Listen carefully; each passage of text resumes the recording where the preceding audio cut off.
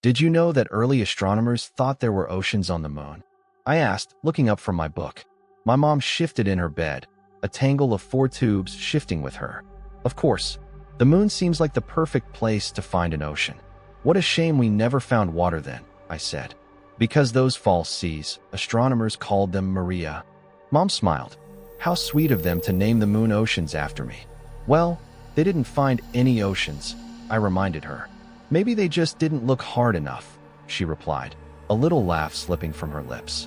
For all of the pain she was in, all of the fear she must feel, my mother always had the kind of laugh that could light a candle.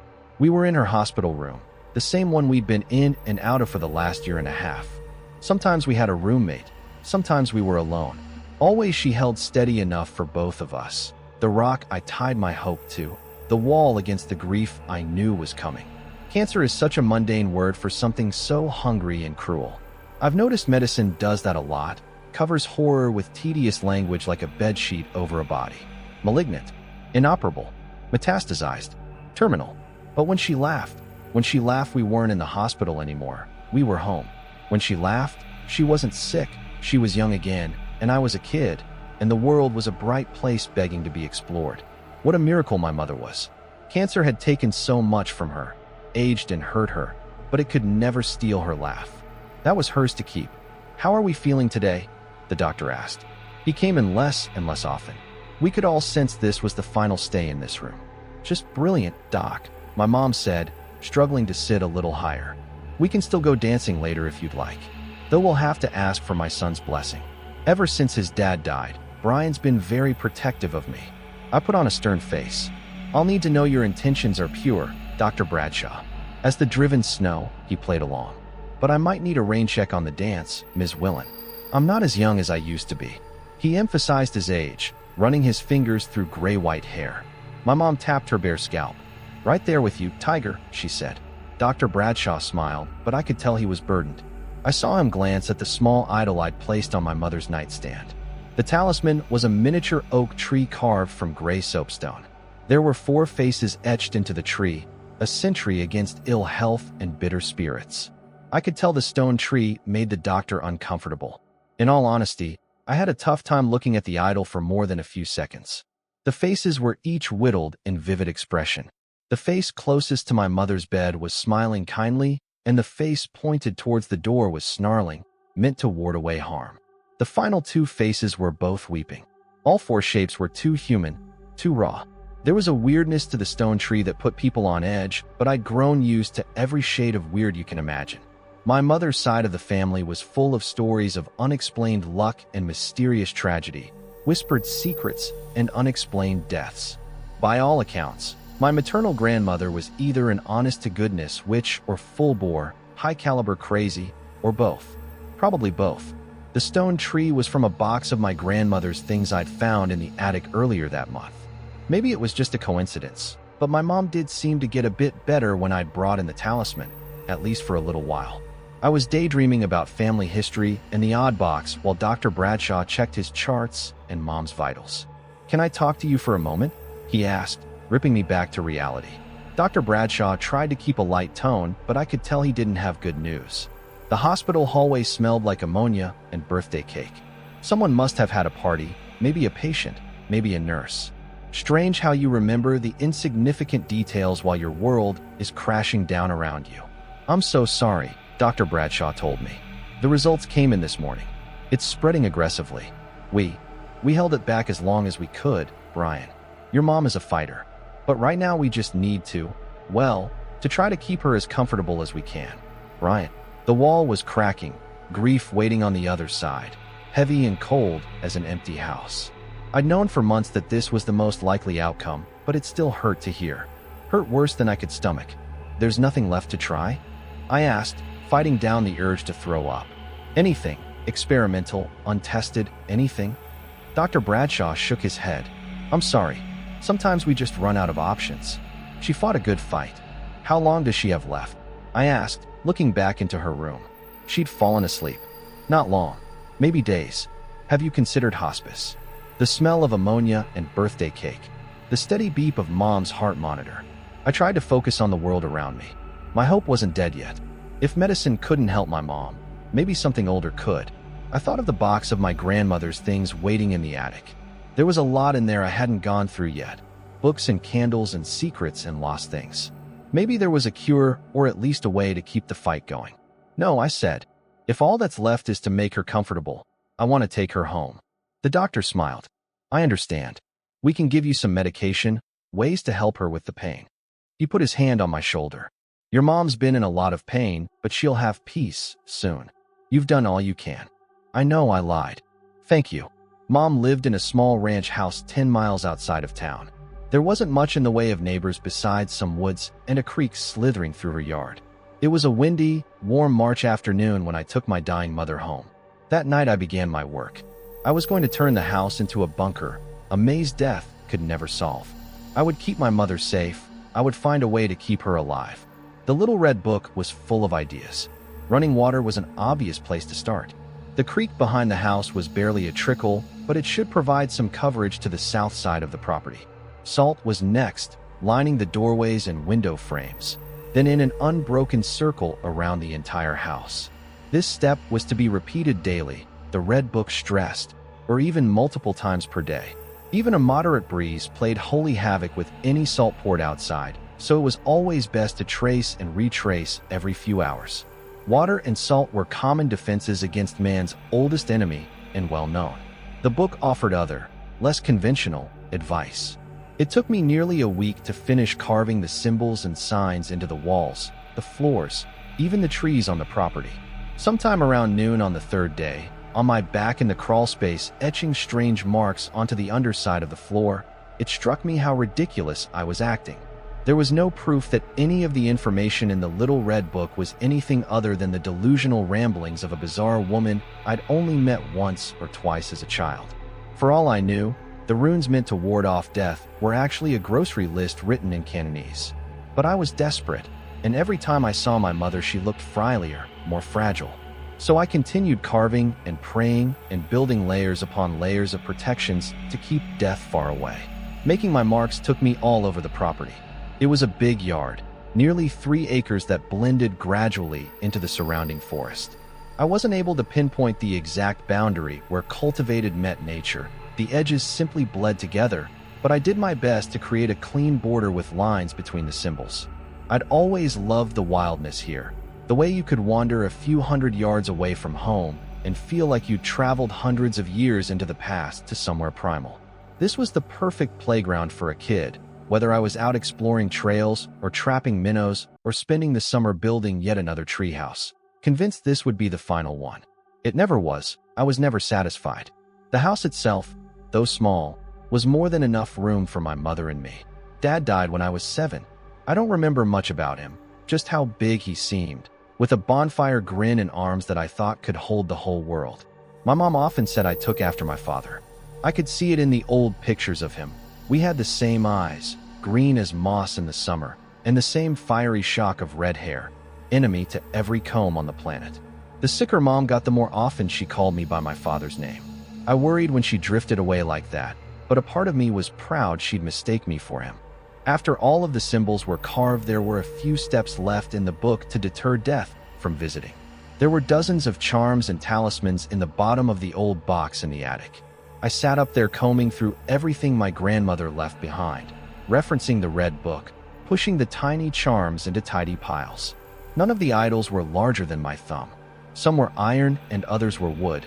Some were heavy, others light. All of them were uncomfortable to look at or touch.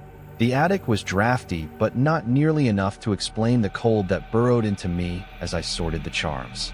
I'm not particularly tall, but the attic felt like it was designed for dolls. Beams so low, I couldn't even walk bent over. I moved around on my knees, rough floorboards threatening splinters even through my jeans. I could have taken the box downstairs where I'd have more room, but the idea filled me with a deep unease. It seemed better to leave the box up in the attic, only taking down objects as I needed them. Up here, at least, my grandmother's items, her legacy was quarantined.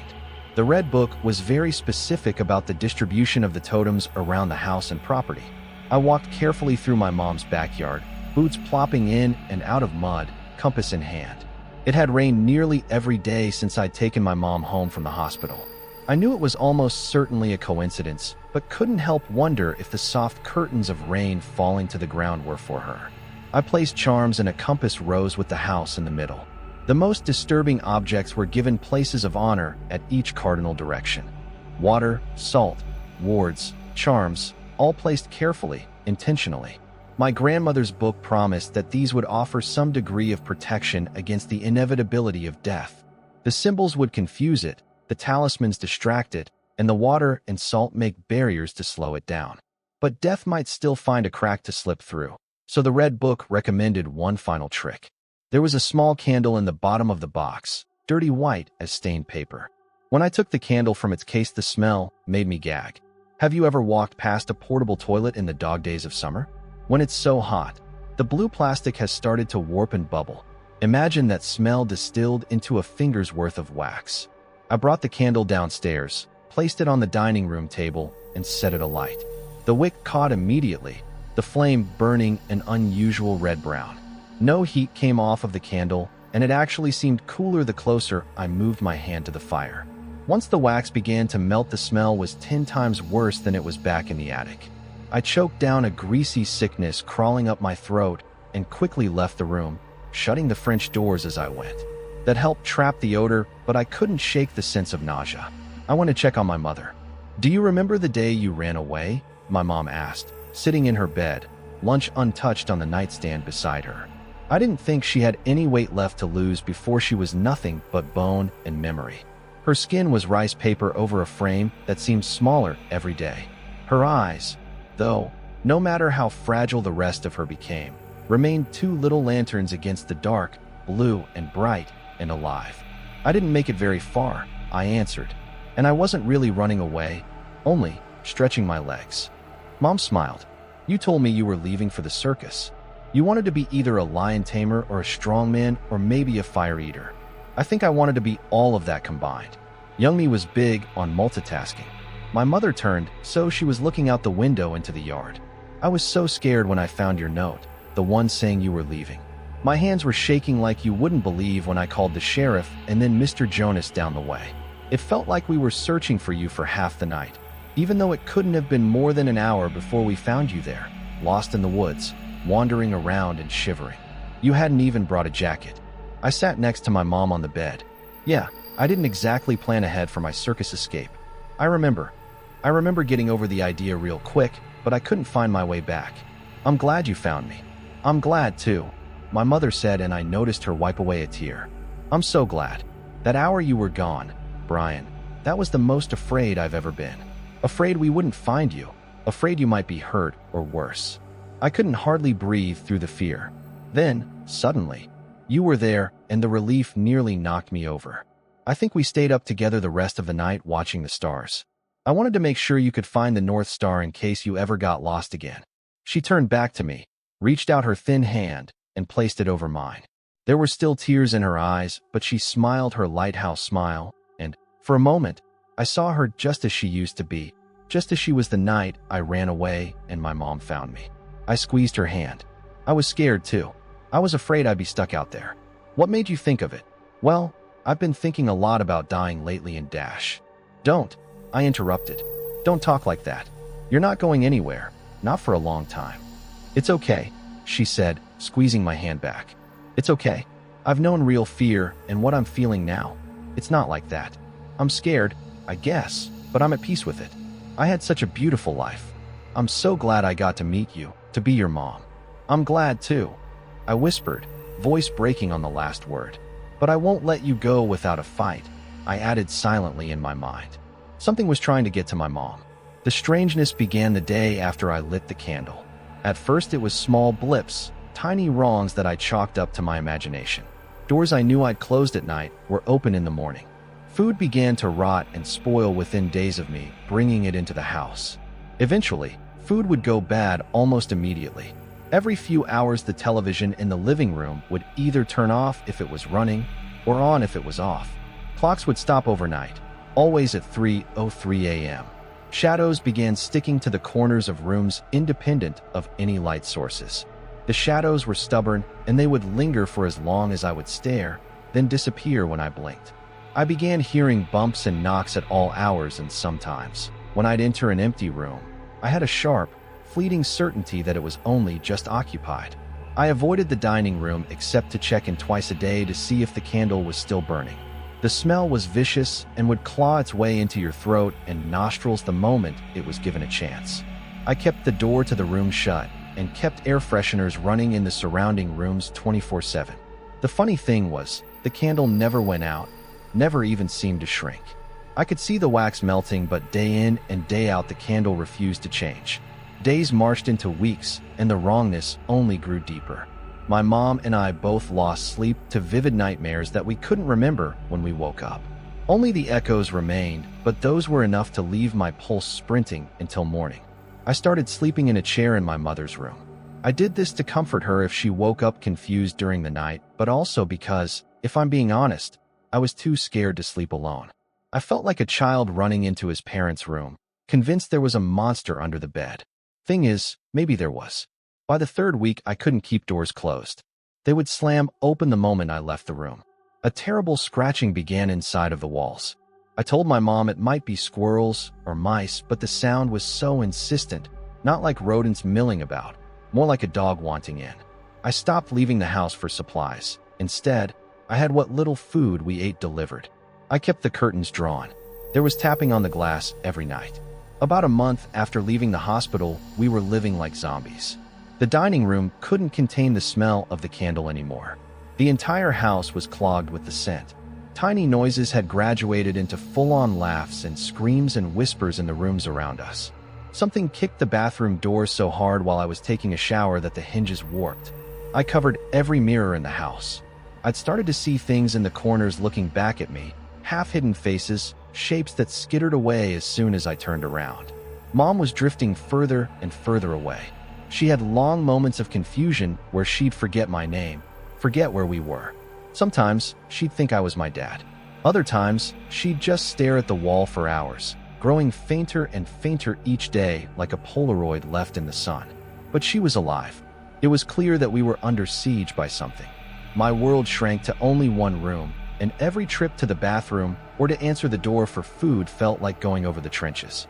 The noises kept getting worse and worse, the shadows closer, the sense of movement around the house sharper.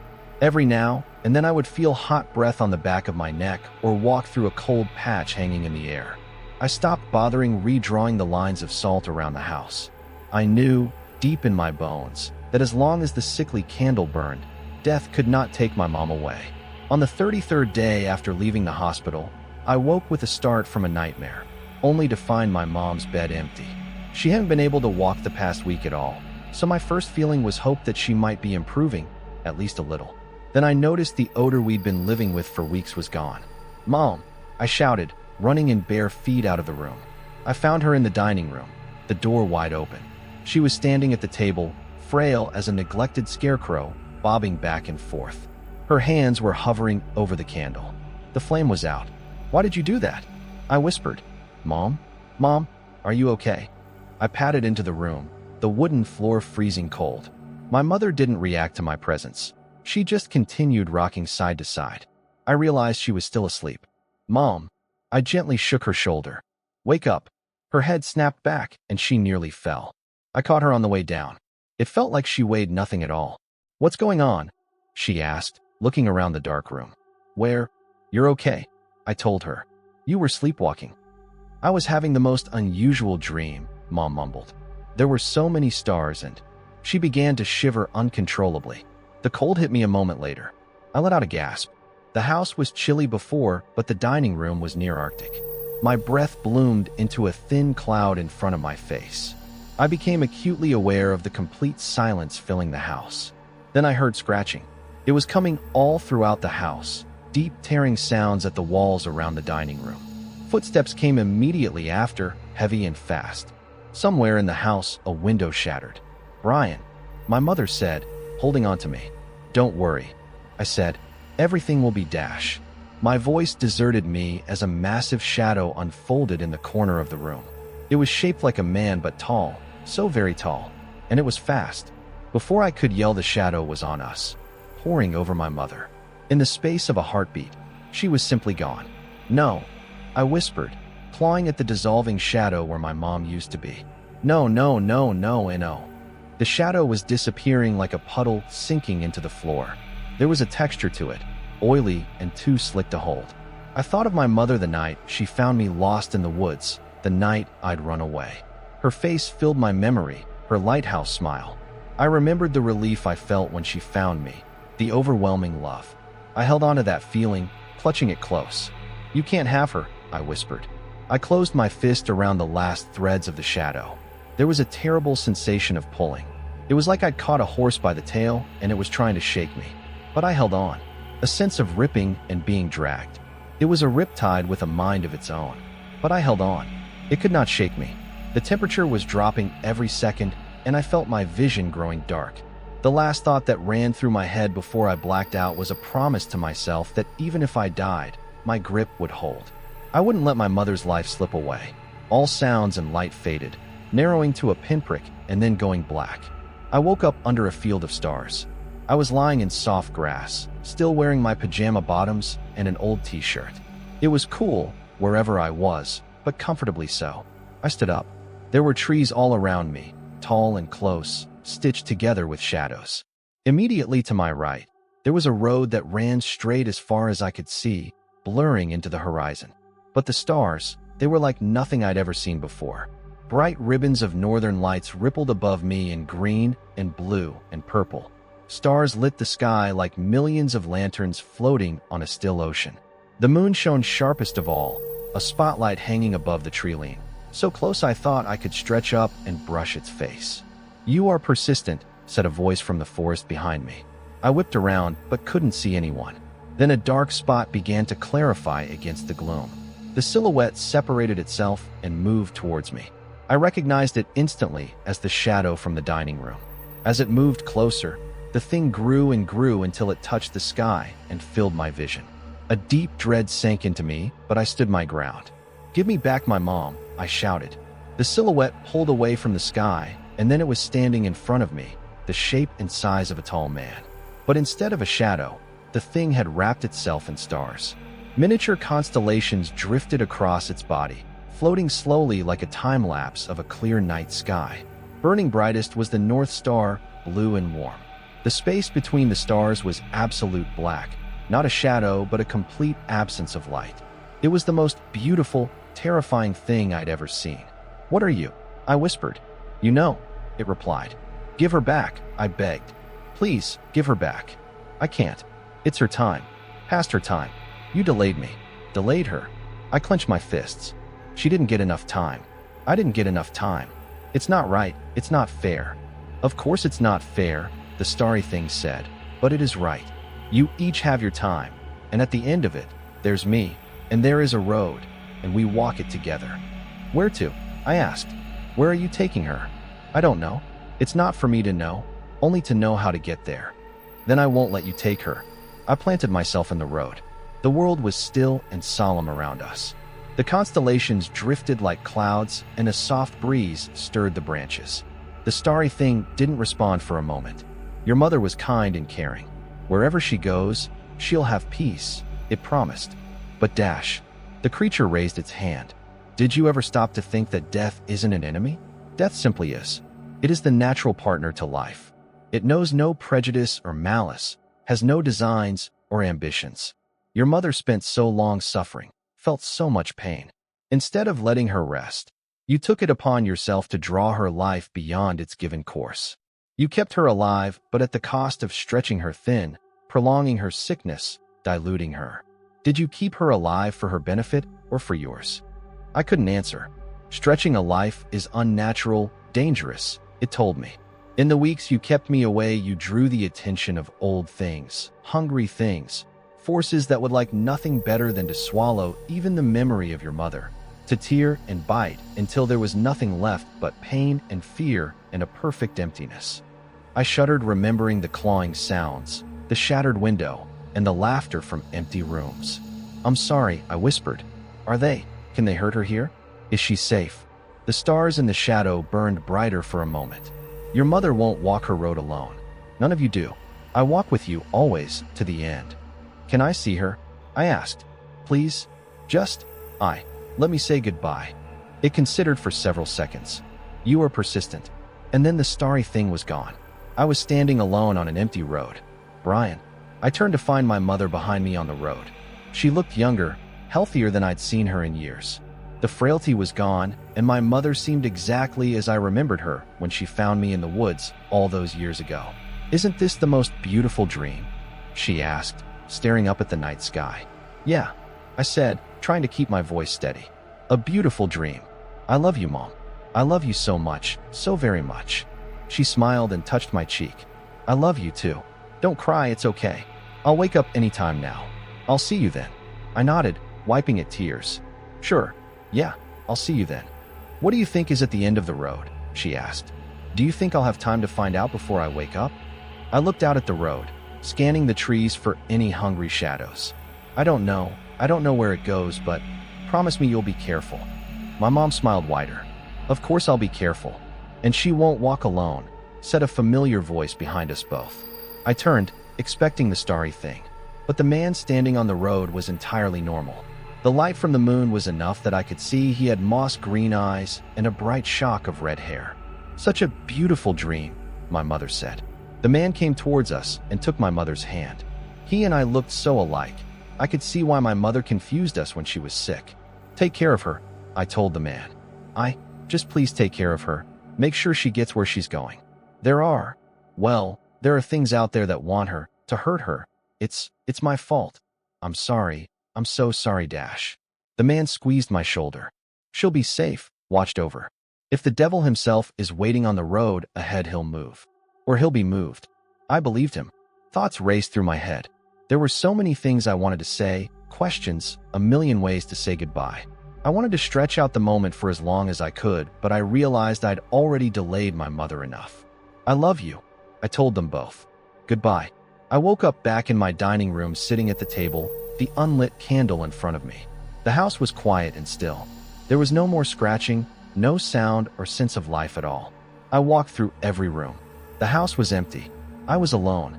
I've spent the past couple months working on the house, erasing the marks I'd made, fixing up the property.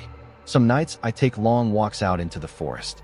I'm far enough out in the country that on clear nights, it's like looking up at a sea of stars. I think about my parents the most during those walks. I grieve and remember in my own way. And I wonder where their road went, if they're still traveling or if they reached their destination.